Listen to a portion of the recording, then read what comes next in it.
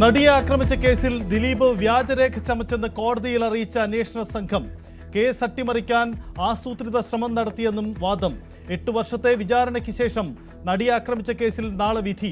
കേസിൽ ദിലീപ് അടക്കം 10 പ്രതികൾ.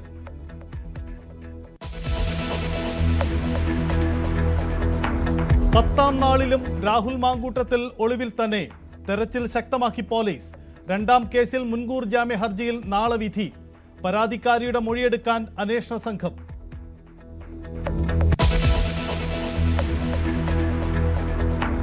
തദ്ദേശ തെരഞ്ഞെടുപ്പിന്റെ ആദ്യഘട്ട പരസ്യ പ്രചരണം കൊട്ടിക്കലാശത്തിലേക്ക്. വോട്ടുറപ്പിക്കാൻ സ്ഥാനാർത്ഥികൾ. പ്രതീക്ഷയിൽ മുന്നണികൾ. മറ്റന്നാൾ വിധി എഴുതുക 7 ജില്ലകൾ.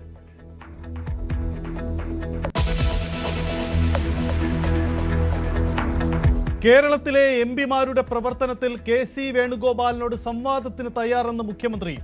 മറുപടി KCയുടെ വെല്ലുവിളി. തീർച്ചയായും സ്ഥലവും സമയവും നിശ്ചയിച്ചാൽ മതി. കേരളത്തിലെ എംപിമാരുടെ പ്രവർത്തനത്തെ പറ്റി അറിയില്ലേ അദ്ദേഹത്തിന്?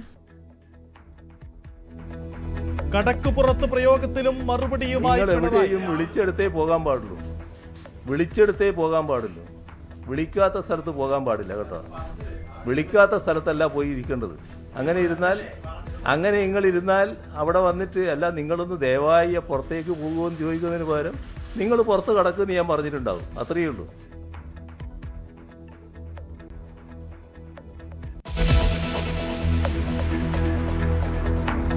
ശബരിമലയിലെ സ്വർണ്ണക്കടത്തിൽ 500 കോടിയുടെ കൊള്ളയെന്ന് രമേശ് ചെന്നിത്തല. പുരാവസ്തു കടത്ത് നടത്തിയത് അന്താരാഷ്ട്ര വിഗ്രഹക്കടത്ത് സംഘമെന്ന് SITക്ക് കത്ത് നൽകി. രമേശ് ചെന്നിത്തലയുടെ മൊഴിയെടുക്കാൻ SIT. സന്നിധാനത്ത് ഭക്തജനത്തിരക്കേറുന്നു.